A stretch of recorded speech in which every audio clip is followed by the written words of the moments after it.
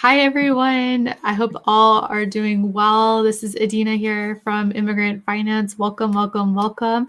We have our guest today, Lea Landaverde from Landaverde Collective. Welcome. How are you? Good. I'm super excited to be here.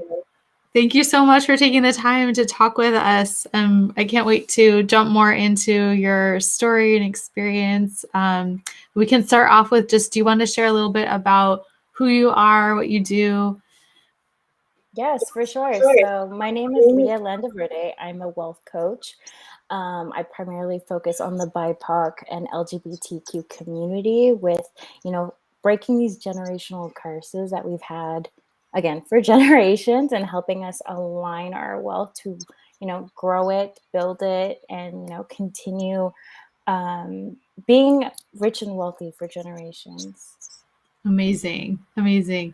I'm looking forward to hearing how you got there because I know it's so tied to your personal story from our initial conversation. So Yeah. let's start off with just like whatever you feel comfortable sharing about your personal connection to immigration. Yes, for sure.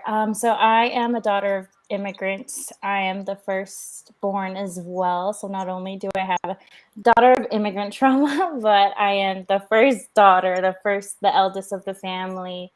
But my whole life, up until maybe I was around 12 or 13, I saw myself as an immigrant because my parents were undocumented.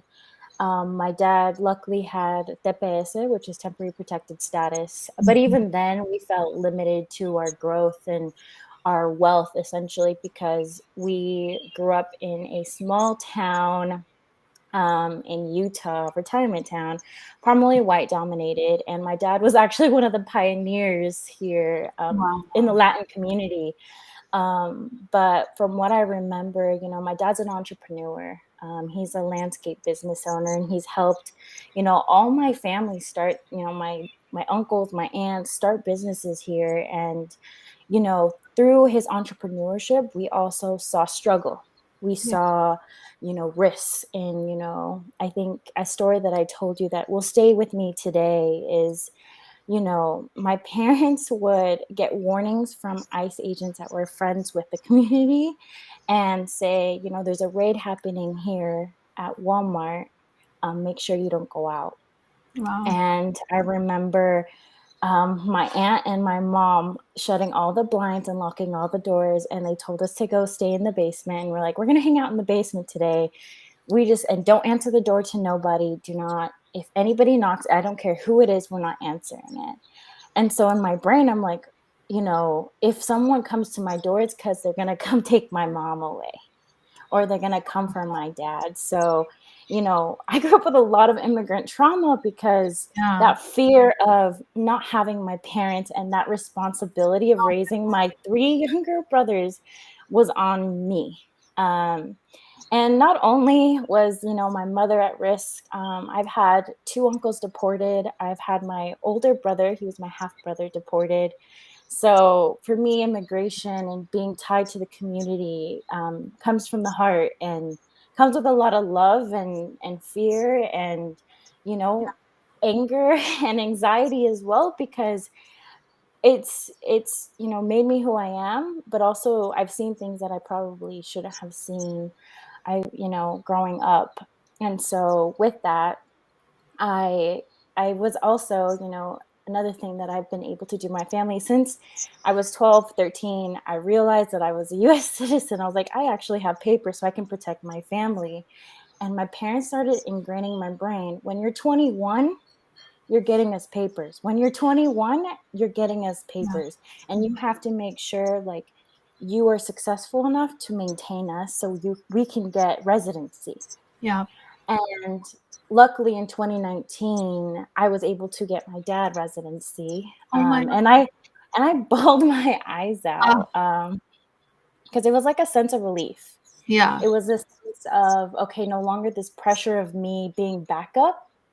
If anything happens to my parents, like I'm the one. I knew the passwords to the safes. I knew all the passwords to the bank accounts. I had to memorize these things because, especially when we would hear raids going on, my parents would send me all this information, like just in case for emergencies. So when my dad, it was a year process. But when my dad got his residency, I felt like a relief. And it healed me in a way that I can't explain, because it took away a lot of pressure. But then I knew the next step was my mother. So I'm currently working on residency for my mother.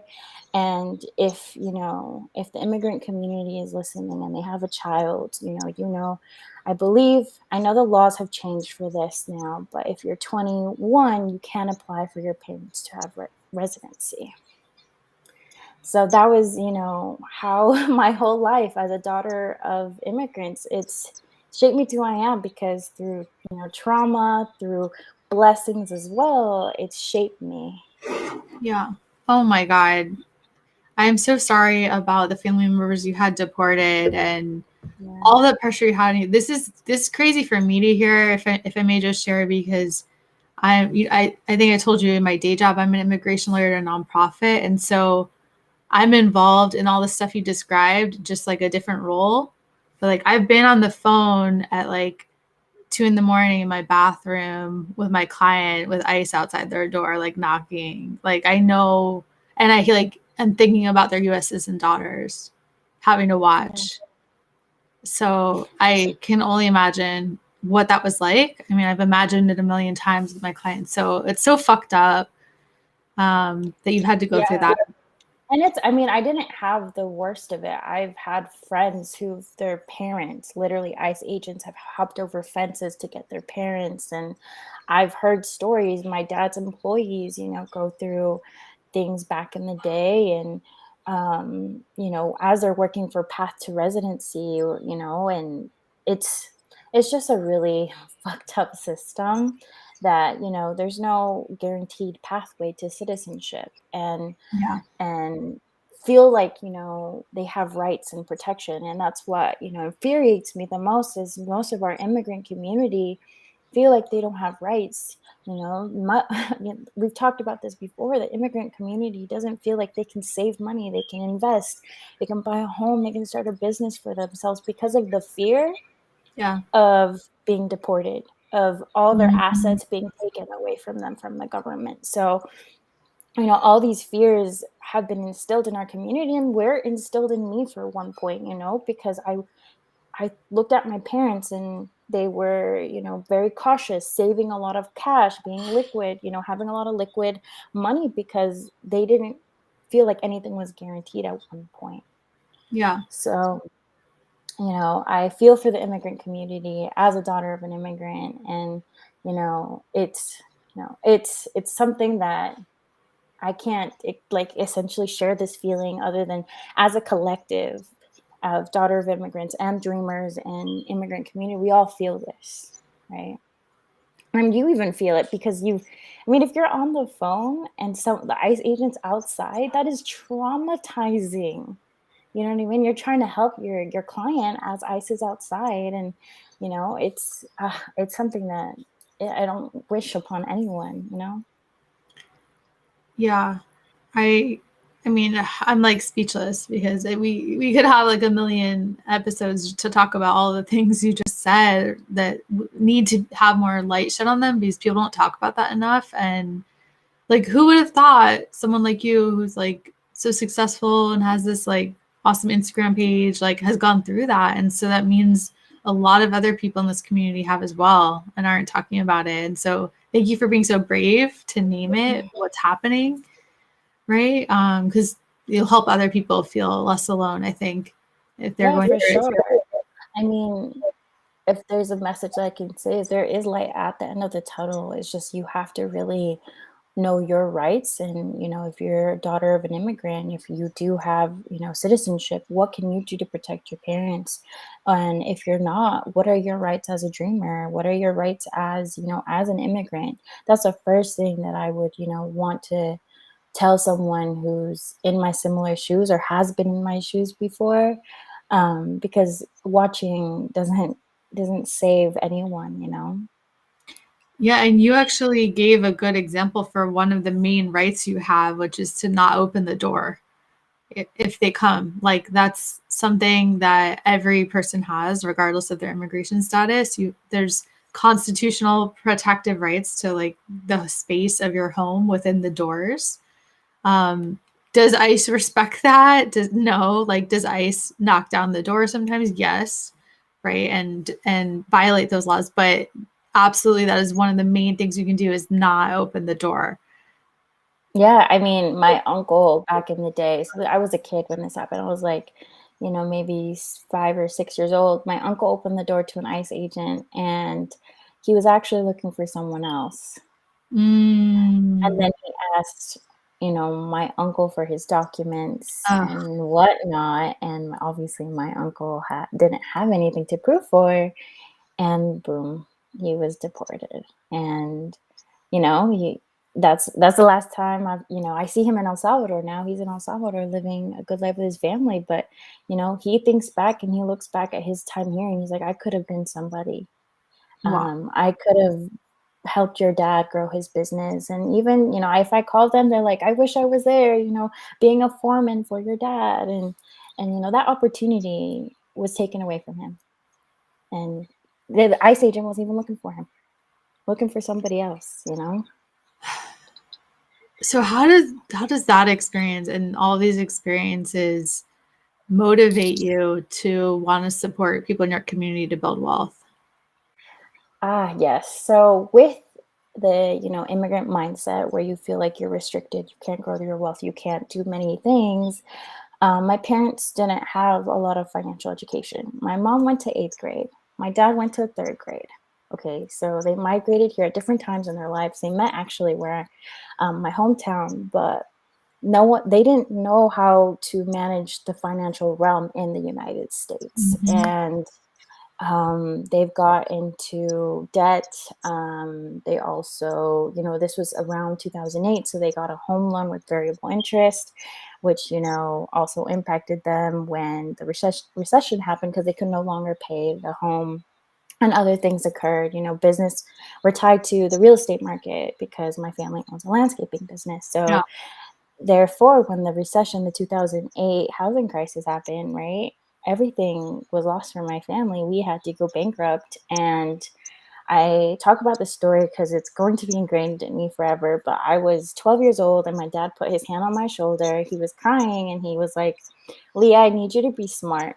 I need you to be intelligent and I need you to be successful. And that hit me really hard because I was like, I'm 12. I don't know what to do. I didn't know how to take that in other than I had to get good grades. And so that motivated me to get into a program called Success Academy, which I was able to go to high school and college at the same time. And right away, I kind of knew that I wanted to be in business. I knew that I wanted to do numbers. And I talked to my counselor in college. I was 15 years old doing this, right? And I told her, I was like, I don't want to be a statistic anymore. I have a goal to be successful, to represent my family, because I don't understand why we lost everything, why we went bankrupt, why we, lost our home and our cars, and we were homeless for a second. We didn't have a home. And so we stayed in a room with my aunt for a second. And I was like, I need to understand this mathematically, with theory, because it just doesn't make sense. I need to know the why. And so she's like, you need to study finance if you don't want to be a statistic. If you want to make a difference, you need to study finance. And I was like, okay, that's what I'm going to do. And, she's still my, counselor today. She's more like my best friend now, but, 10 years later almost. And, I got a bachelor's in finance at 19.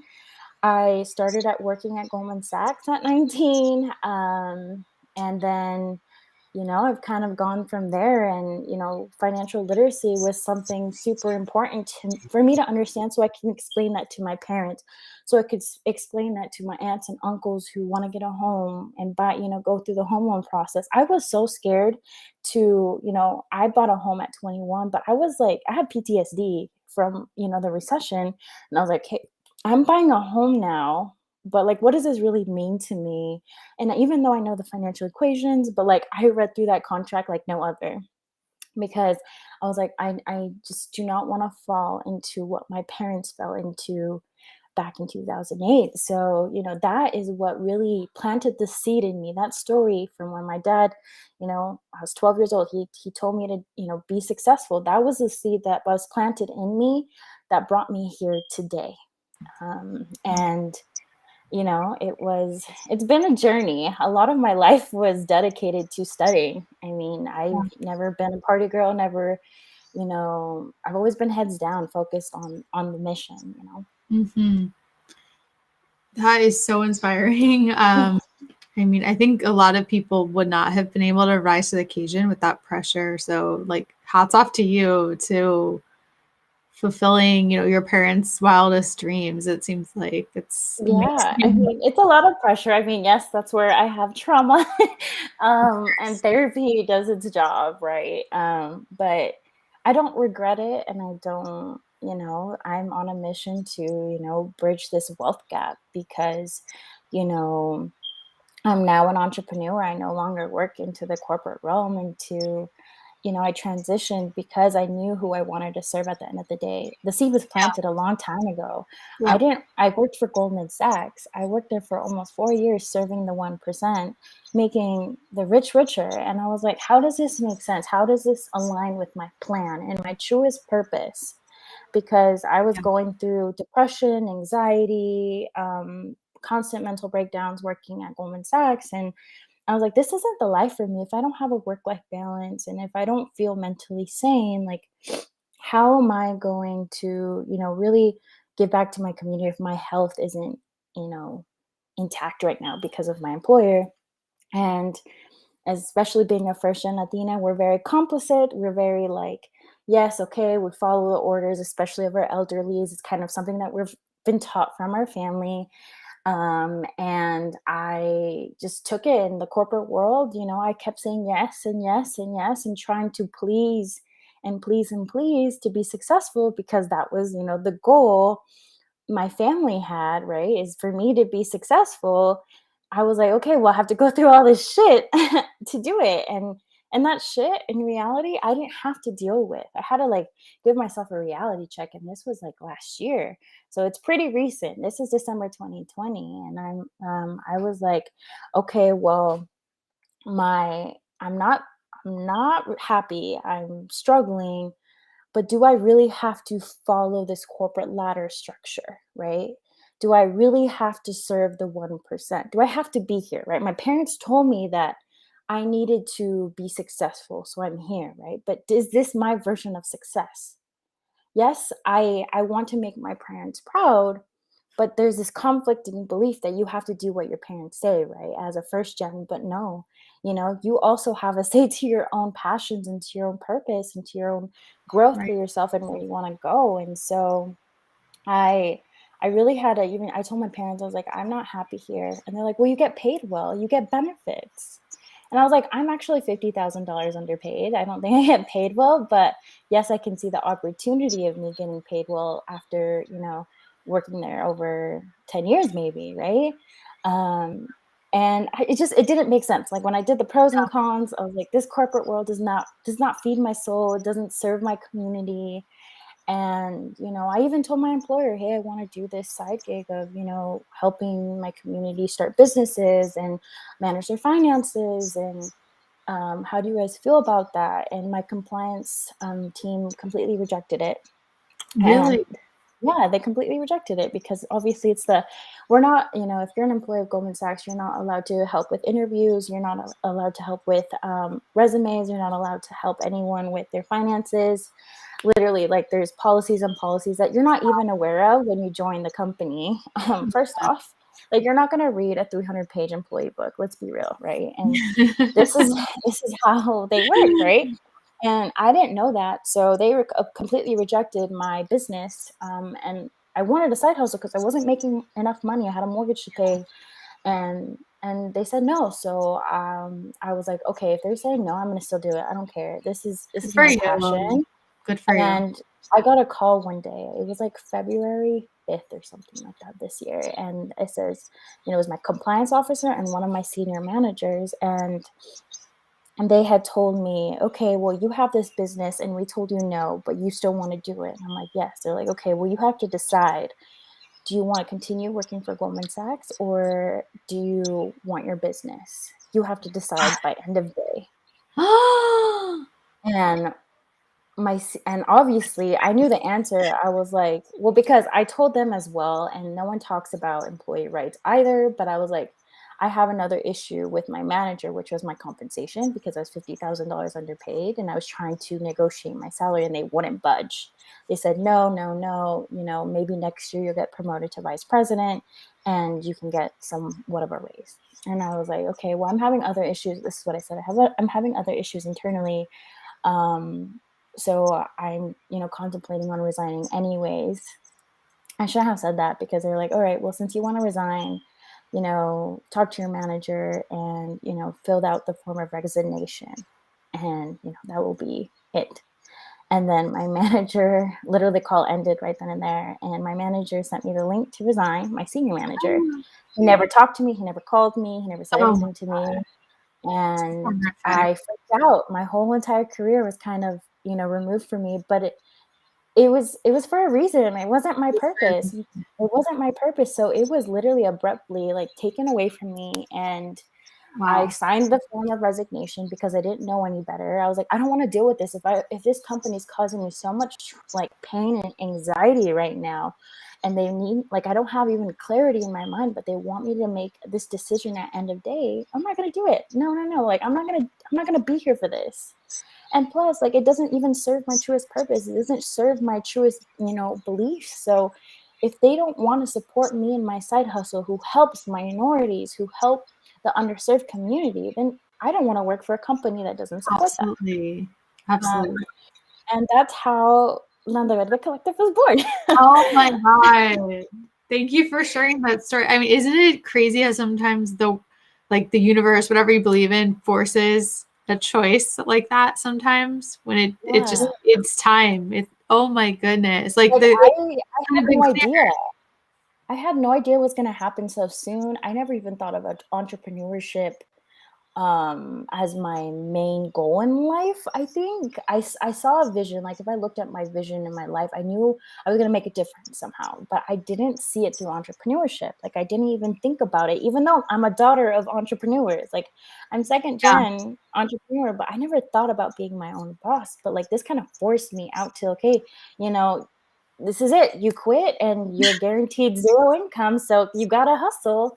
And it wasn't easy, but I'm grateful for what happened. I am so grateful because I wouldn't be here. I wouldn't be in this moment talking to you and sharing this story to people who want to hear it, who might resonate with me, who might feel the same anguish as a daughter of immigrants. And so it did cause a lot of like anxiety and depression. I probably spent 2 weeks crying because a version of me died, right? Like, a version of me that I thought was my life passed away immediately. And I didn't have time to just, say goodbye. It was kind of just like, boom, you decide and that's it, and so it did cause that, but I've healed now. The more I talk about it, the more I feel like this is it. This was what I needed. I needed that version of me to be removed in order for me to find this path to help my community build wealth, to align their wealth. And that's how I'm here, I've done so much work in the last 6 months, way more than I've done in the past 4 years for Goldman Sachs. I've touched more lives doing this work than sitting at a desk working 12 plus hours a day, creating documents and making the rich richer. Like, no, I don't need that. It doesn't serve me. So amazing and inspiring. You're just blowing my mind. Like, I can't believe how strong you are. I mean, I can believe how strong you are, but like, just imagine you going through that and what a roller coaster. Like, my parents, you know what they said when that happened? What did they say? Did they freak out? No, they were like, this is why we work. This is why we work, to protect you.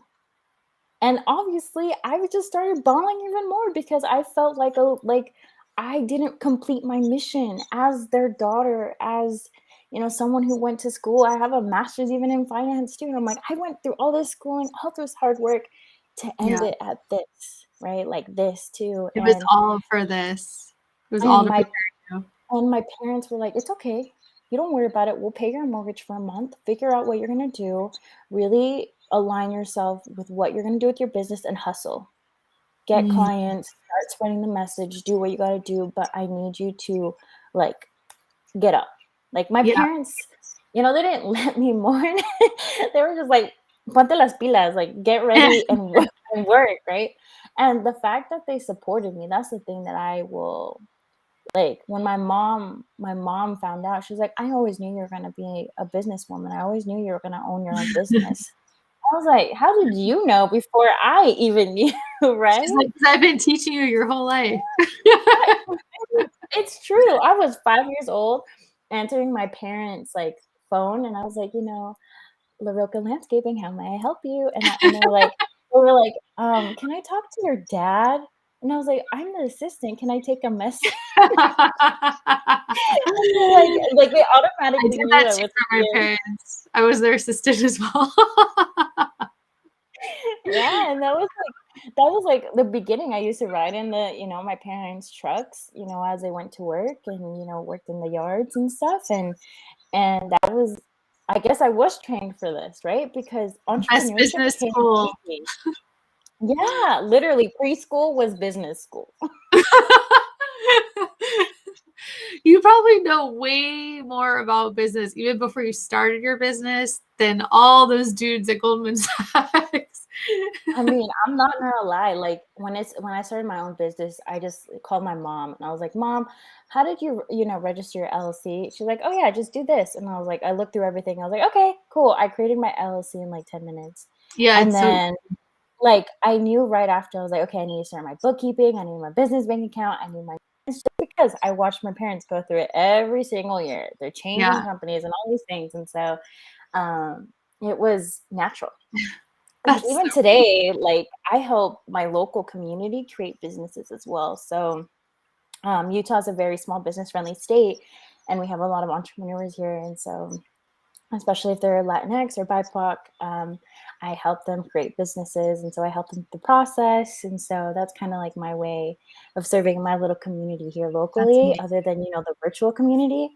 Yeah, But I, you know, I'm so grateful for that loss, essentially, not being in corporate because I was undervalued. I was yeah, constantly trying to prove my worth, and I was like, you know, as a first gen Latina, we have this mindset of, we have to achieve and we have to keep going, and you know, no matter what hits us, we're gonna take it and just keep on chugging.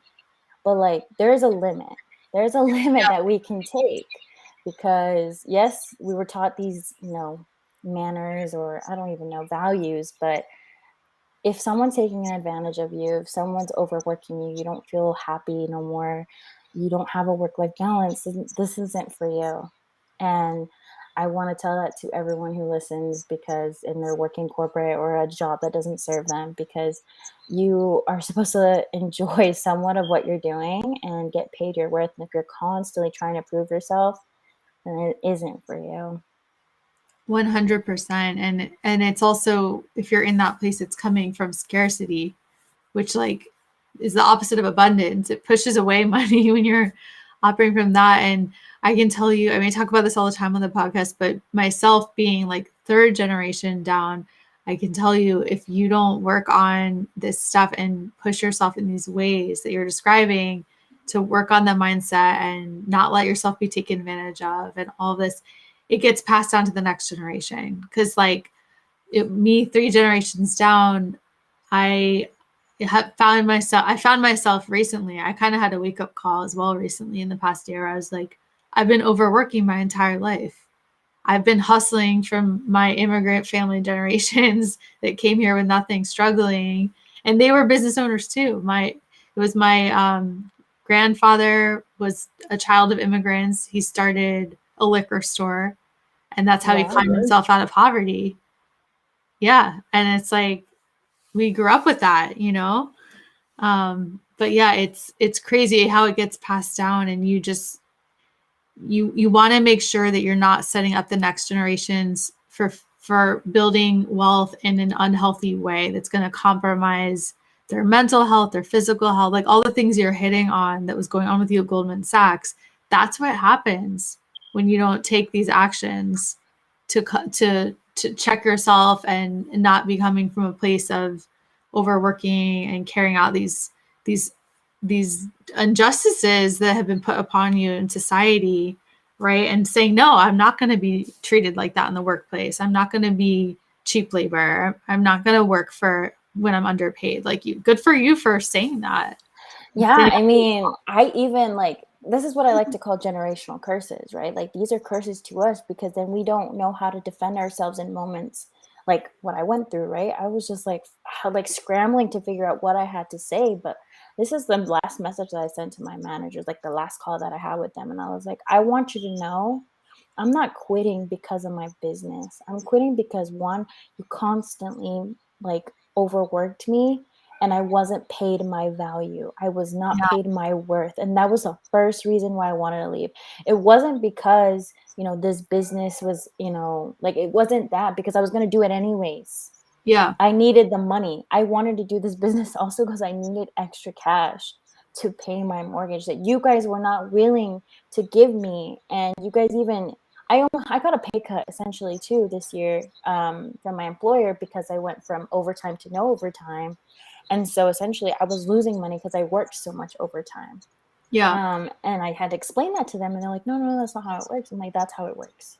Yeah. That's the And money in my pocket after the under. yeah, I'm like, if you're not getting the paycheck, you don't know, right? Yeah. And so I had to make it very clear. I was like, my business, because they didn't believe, a lot of people didn't believe in my business. They didn't believe that I was going to help anybody. Like, they were like, I see your vision, but like, give it some years for your 9 to 5 to fund your business, and then you can do it. And I was like, no, I want to do it now. I want to do this. Like, this is like, what other moment than now when we're in a pandemic and so many people are scrambling to make a living? Like, people need me now. Yeah. And I didn't even know there was a whole industry of coaching in itself. Like, I had no idea in the beginning of the year. And, my managers didn't believe, and they're like, I know you can do it, but like, not now. It just doesn't make sense. Like, you should stay with us and work with us and get guaranteed a promotion in the next year to vice president. And I was like, no, I don't, no, I don't want it. Like, this is nothing. None of this is convincing me, because I'm saying no now. I'm finally saying no, because my parents would always say, be grateful, be grateful, be grateful, be grateful. But yes, I was grateful, but there's so much grateful I can be, right? Yeah. You can't compromise yourself. Right, you can't. Like, we're always grateful. I am grateful for the opportunity. I am grateful for the 4 years that I spent there.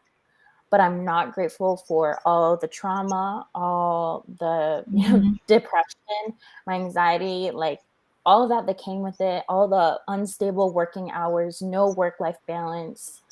And I wasn't the only one. That's the thing. I wasn't the only one that was going through either the same or similar like things going like on in the company. Like, I know so many individuals who have left because of something similar. And it's what's it called, they're always rehiring. Like, they're always just replacing you. Yeah. 'Cause at the end of the day, my job, they could have replaced me in seconds, What and was they your did.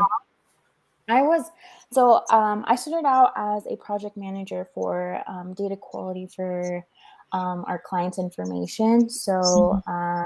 essentially, I helped with client onboarding and ensuring that these clients were who they were and that they were legal entities. That's why I know a lot about LLCs and sole proprietorships and S corps Yeah. and everything, right? And then I moved on to be a product manager in technology. So I thought, since I was in the business, I was like, I'll maybe try going into technology, maybe see if that's a better transition for me. And that's where I was at. And it just wasn't, I mean, I loved it. Don't get me wrong. I'm really good at getting shit done. That's why, like, the business is flowing, right? Because I know Mm. a lot of product and project management skills, but You know, I was working at midnight and then I go to sleep, wake up at 3 a.m. to send an email, go back to sleep, have a call at 6, Oh and my. then work until, I don't know, 4 or 5, get off, maybe go to the gym if I was lucky, and then get back on.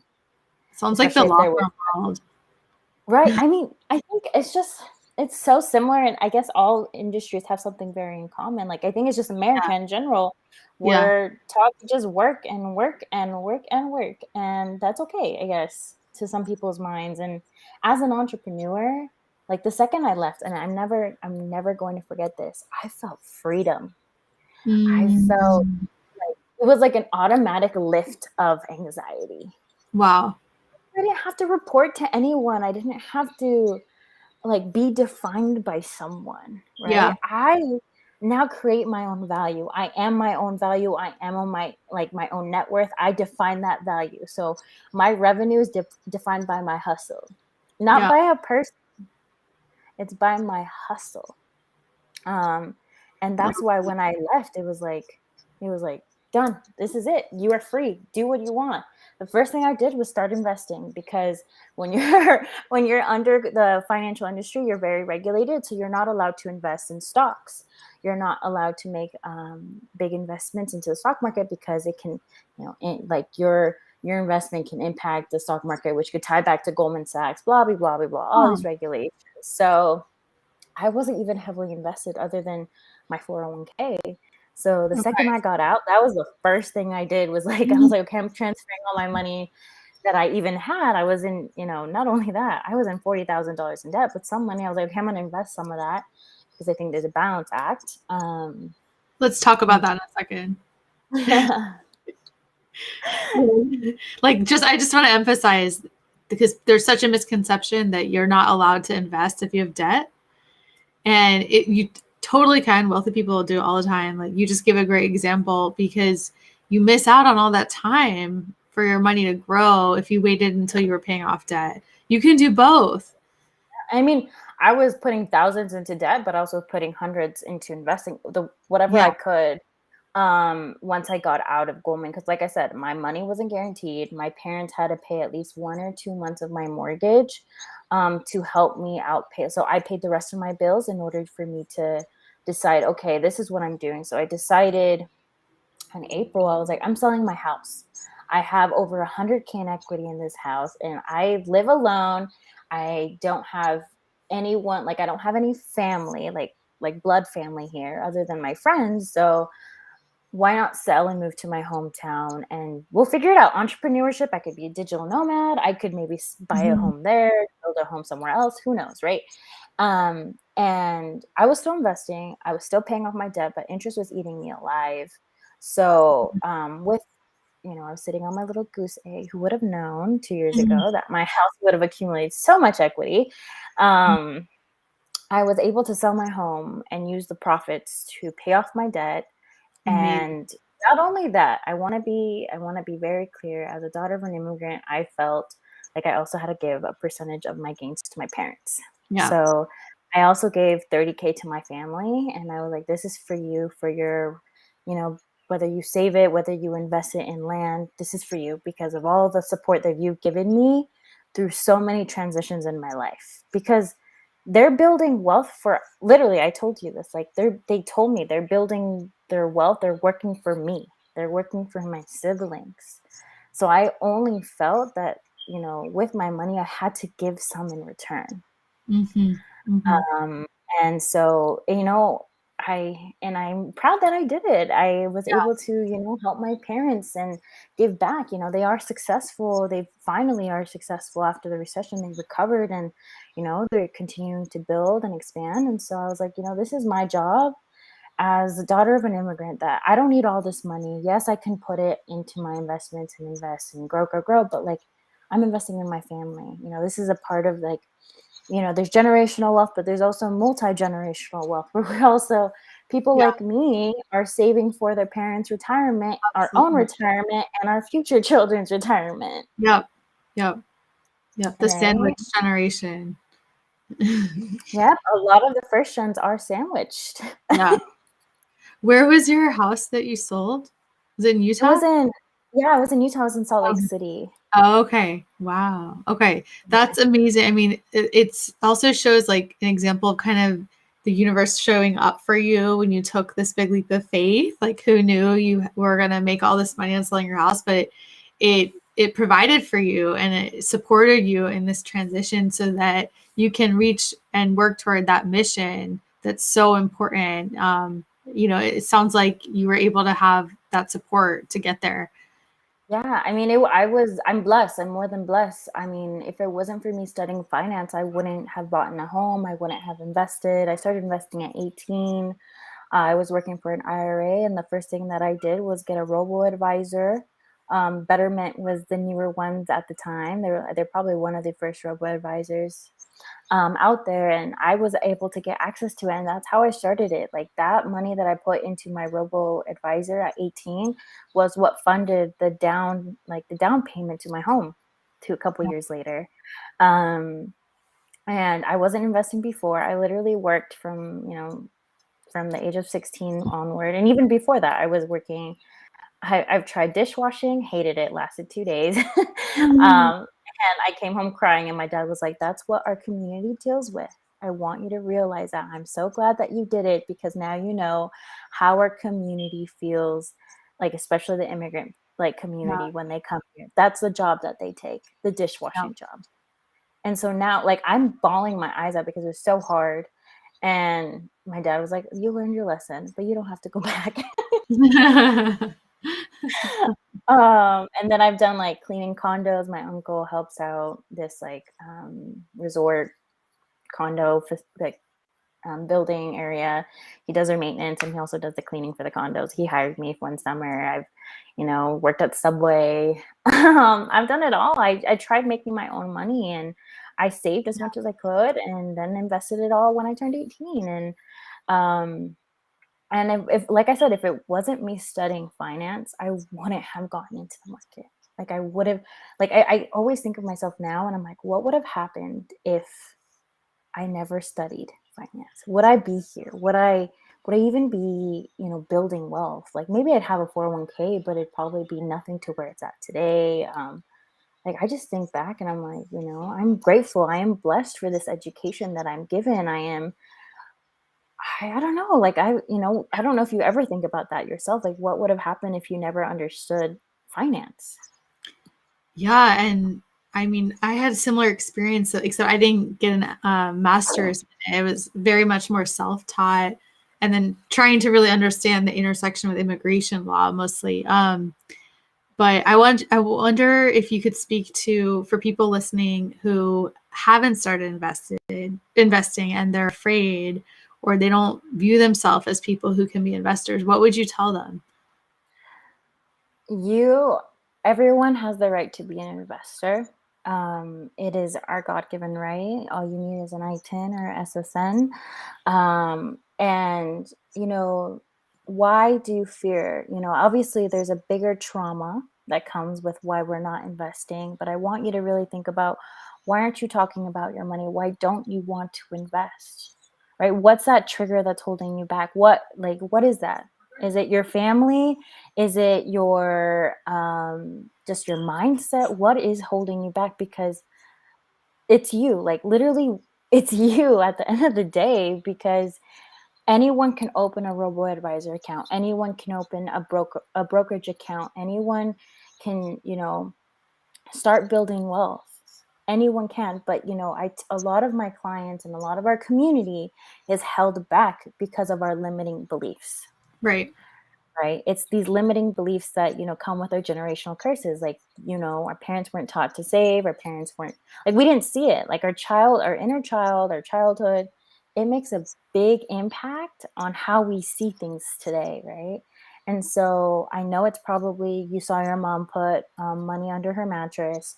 You Yeah. probably saw them have a bag of cash stored somewhere in a closet, or, you never thought of it as something for you because you see only investors being rich individuals. And rich, I tie that to luxury, because you see the people with the Lamborghinis, right? And you see them, they're rich and they're luxurious. But I don't want our community to be rich and luxurious. I want our community to be wealthy and abundant. What is the difference for you? Draw that out for us.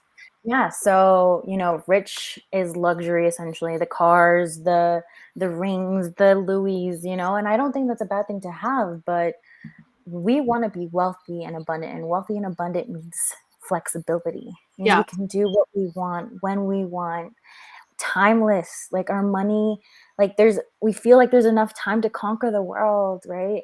Our money is working for us. We don't have to do much other than now make sure that we're taking as much as our tax advantages as we can, and we're just living our life without feeling restricted and feeling like we can hand something down to the next generation, and it won't be we're not going to hand down the car. We're not going to hand down the Louis Vuitton. We're really not.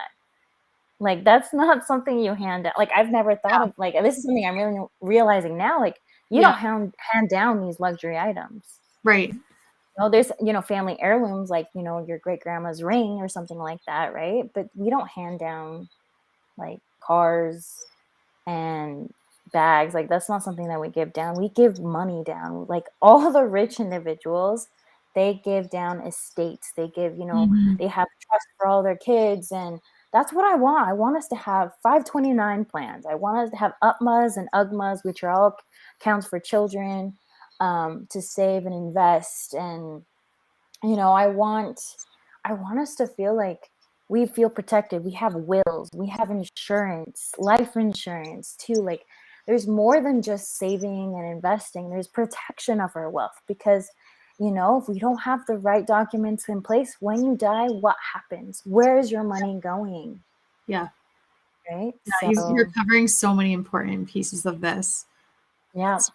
Thank you. It's really, really critical that people hear this, because like so many people I talk to, they're just like, people like me can't invest, or even if they want, like some people, they want to, right? And then actually opening the account is just so hard, because it's a huge mindset shift. If your entire life you've believed that people like you can't do that, to go and claim it, like, let's talk about that a little more, because I love how you claimed it with starting your business and leaving Goldman Sachs, and how you started with investing at 18. And how old were you when you bought the house? 21. 21. Like, incredible. But like, I mean, you're obviously an incredibly strong person, and have that in you from such a young age, right? But that feeling of like, I'm gonna do this. I deserve this. I should be able to have this too. I mean, anyone can do that. Anyone can. It's just a decision, right? At a certain point. Right. And I think it comes with a lot of healing of the mindset too, right? I've always been a strong, driven individual. I mean, yes, I had a lot of trauma, and that's a lot of the fire that was within me. So there's two people in this world. There's the one who takes their bad, lessons, or the lessons in life, their failures, and they mope in them. They sit with them and they use them as a financial blocker, or a blocker in their lives to hold them back. So I could have been like, oh, I lost my house in 2008. I don't want anything to do with finance. I don't want anything to do with money, investing, loans, nothing, because I saw everything be taken away, which there's people that think like that. Yeah. Then there's people like me who use these lessons and failures as fire to fuel me to take risks that my parents would have never done. Yeah. Right. My parents, till this day, they want to touch the stock market, but they fear it with their life. Yeah. And, at this point, I can try to heal their mindset and, get them in relationship with, build a relationship with investing and saving, like saving that's virtual, that's not, in cash. And they just refuse to. They refuse to. And, there's only so much I can do. Right. There's only, like, the thing that I can do is protect myself and build my wealth for them. Right. But in order to remove that limiting belief, right? And, if I were saying, I lost everything in 2008, I don't understand loans. I don't get it. I'm going to not focus and touch it or deal with it. you're limiting yourself, right? You're Yeah. limiting yourself from getting access to the information that might benefit you, right? That will benefit you. So it's like realizing your failures are lessons versus your failures are blockers. And that You is have, one of the biggest secrets to success and building wealth is like, in like, anywhere. yeah, yeah, it's there are no failures. It's just that's just going to teach me what I need to know for next time. Yeah, because I'm not gonna look back and, like, I don't pity myself and say, I've gone through all this and, you know, it sad story for me. No, I use this. I'm like, as I tell it, I take it as a lesson. It has planted the seed in my growth and my wealth. So Yes. yes, I took the risk to invest at 18. Yes, I took the risk to save money without knowing what I was doing too, right? I was 16 years old, still learning how to do the NPV formula, which is net present value, which is tied to the financial realm. But like, I didn't know much, but I took the risk because I thought of my bigger purpose. Hi, dog. um, I thought of my bigger purpose. I think about, okay, do I want to be like, where do I want to see myself in 40 years, right? You think about that.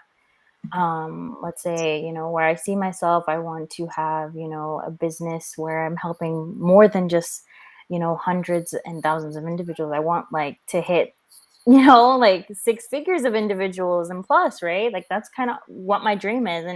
And I want to be able to have a home where I can nest and build a family, and assets that are not only just my home with land and investments, and like I think of that as my long-term goal, but how am I going to get there, right? And how am I going to, you hear all this information, right? You hear you can do this with your wealth, you can do that, right? But how are you going to do it is by taking the first step.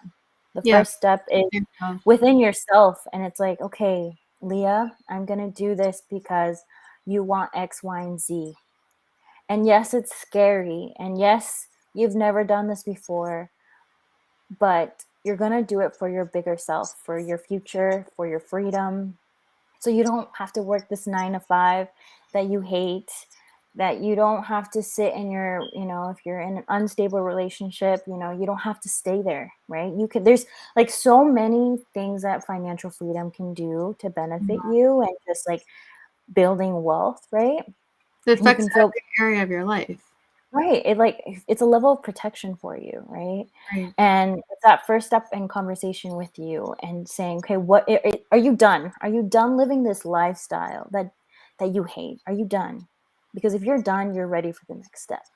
That next step is educating yourself or finding someone to hold you accountable, someone to, make you feel and provide guidance. And if it's just following accounts on Instagram and listening to podcasts and books, that's one way. But there's going to be a level of accountability that you're going to need. And it might be you, and it might be someone like me.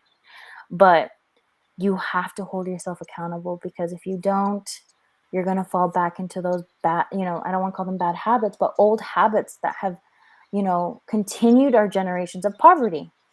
Like, that's why when we go to, like, for example, Los Angeles, there's continuous generation of poverty. There's not a lot of people coming out of the hustle of the grind. Like, there's still like parents, like I know aunts and uncles out there that are still, working more than 12 hours a day, and their kids are following the same footsteps. And it's like, we need to end these cycles. We need to start really thinking of the bigger picture here. If you're a citizen or even not a citizen, you have the opportunity to build wealth for yourself. Yeah. Nothing's stopping you but your limiting beliefs. I mean, I'm clapping. I'm ringing that bell all the time, but it's a whole nother thing to hear it from you, because you've lived it, and you're the daughter. All a mindset game.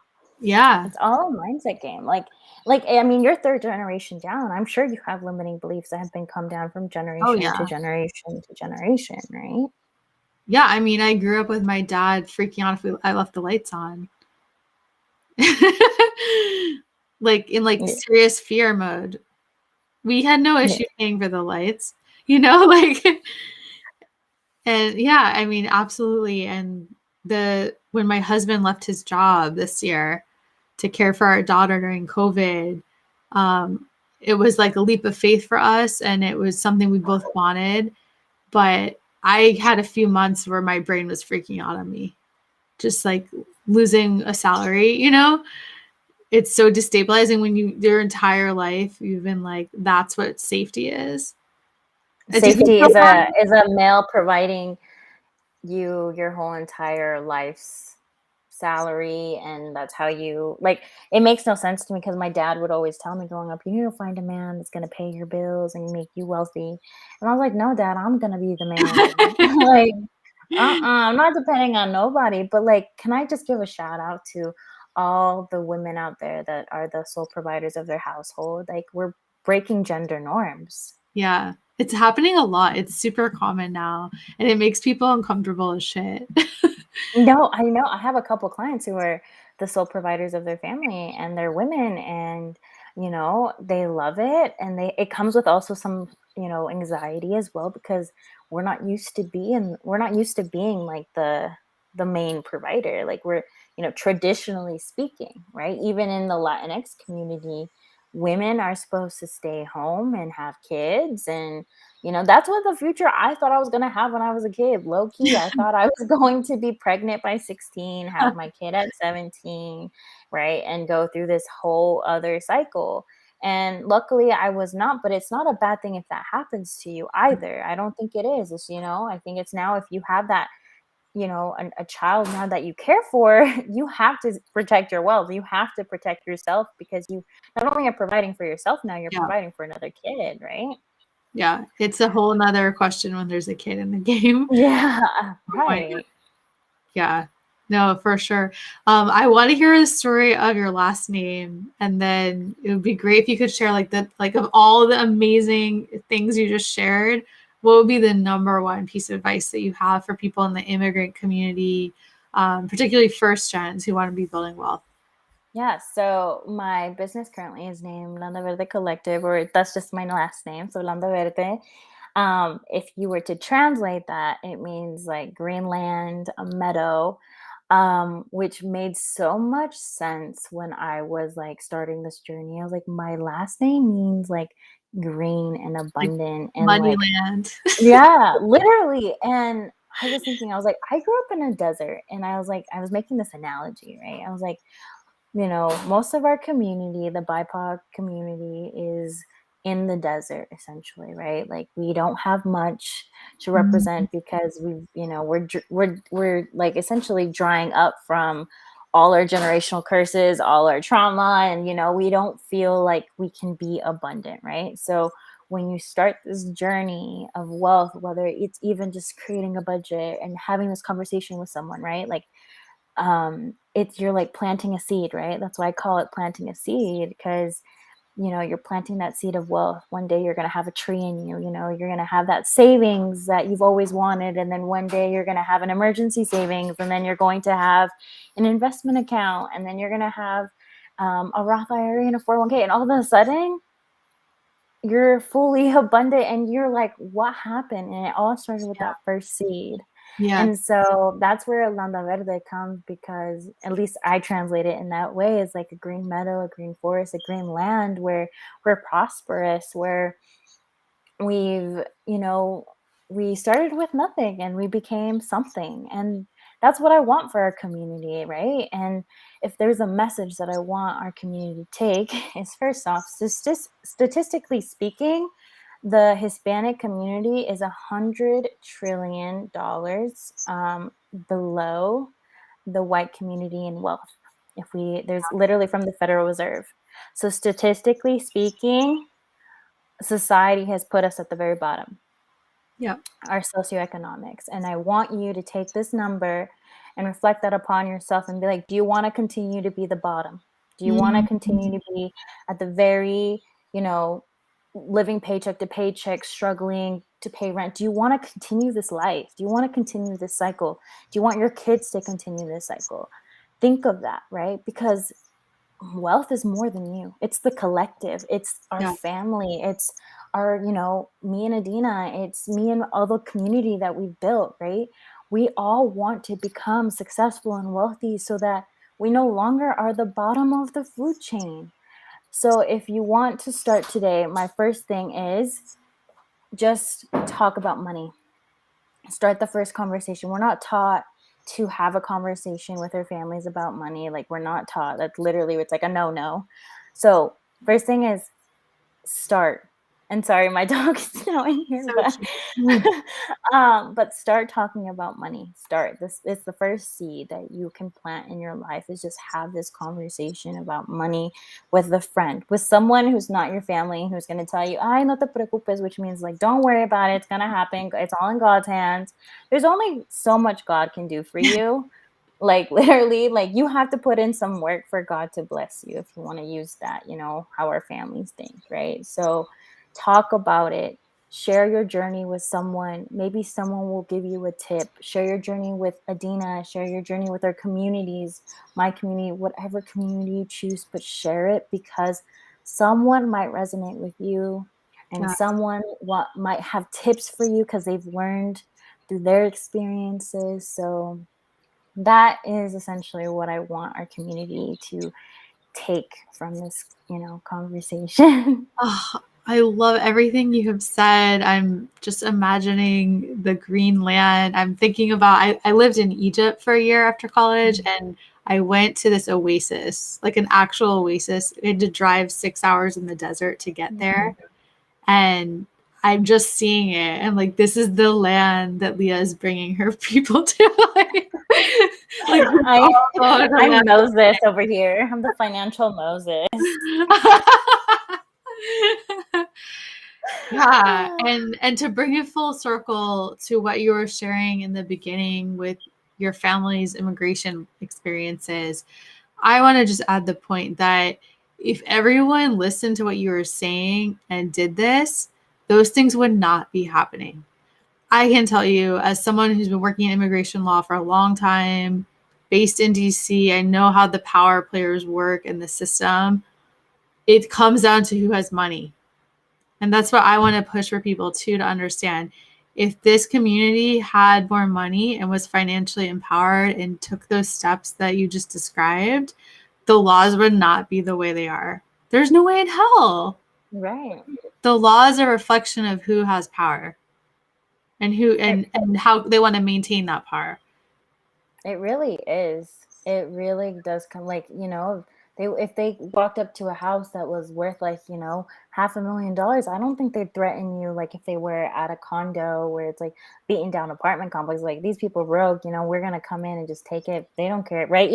Wealth unfortunately determines a lot. Yeah. It's like a socioeconomic thing. It's a standard. It's a way people perceive you.